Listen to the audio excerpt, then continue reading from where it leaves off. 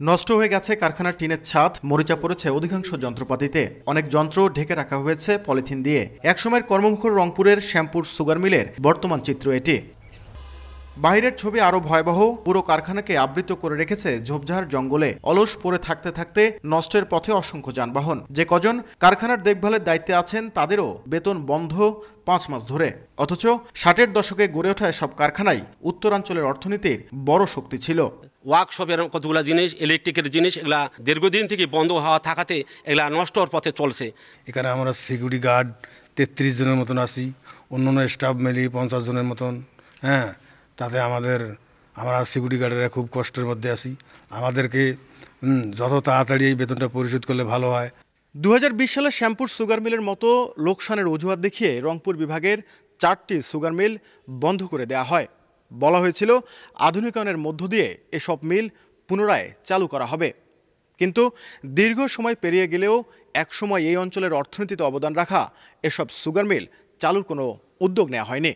বন্ধ হওয়া রংপুর বিভাগের 4টি চিনিকলের প্রতিটির দৈনিক আখ মারাইয়ের সক্ষমতা ছিল গড়ে 1,500 মেট্রিক টন, আর বছরে প্রতিটির চিনি উৎপাদন সক্ষমতা ছিল 11,000 মেট্রিক টন। দেশের চাহিদার বড় অংশ যোগান আসত এসব চিনিকল থেকে। শ্রমিক নেতারা বলছেন, চিনির বাজার নিয়ন্ত্রণ করতেই বহুজাতিক কোম্পানিগুলো তৎকালীন সরকারের সঙ্গে আঁতাত করে পরিকল্পিতভাবে এসব চিনিকল বন্ধ করেছে।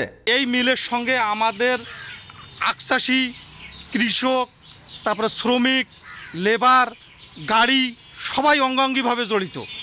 এই মিলটা বন্ধ হওয়ার পরে আমাদের এলাকায় অনেকটা মনে করে নিস্তব্ধ হয়ে গেছে। কর্পোরেট ব্যবসায়ীদের কাছ থেকে উদ্ধার করে এই সমস্ত ষড়যন্ত্রকে রুখে দিয়ে আজকে এগুলো যদি অরিজিনালি আমাদের টিসিবির হাতে বা কর্পোরেশনের হাতে যদি দেওয়া হয়, তাহলে আমার মনে হয় যে এই মিলগুলো চালু করা সম্ভব। তবে দায়িত্বপ্রাপ্ত কর্মকর্তা বলছেন, এরই মধ্যে কারখানাগুলোর সক্ষমতা, জনবল সহ নানা বিষয় যাচাই বাছাইয়ে গঠন করা তদন্ত কমিটি চিনিকলগুলো পরিদর্শন করেছেন। ফিজিবিলিটি স্টাডি একটা কমিটি গঠন করা হয়েছিল। কমিটি মিলে আসছিল, কিছু সদস্য আসছিল, বিভিন্ন তথ্য নিয়ে গেছে। আর আশা করতেছি এটা একটা উদ্যোগ পজিটিভ হলে ইনশাল্লাহ চালু হবে বলে আশা করতেছি। রংপুর বিভাগের 4টি চিনিকলের শ্রমিকের সংখ্যা ছিল প্রায় 1 লাখ। নাজমুল ইসলাম নিশাত, সময় সংবাদ, রংপুর।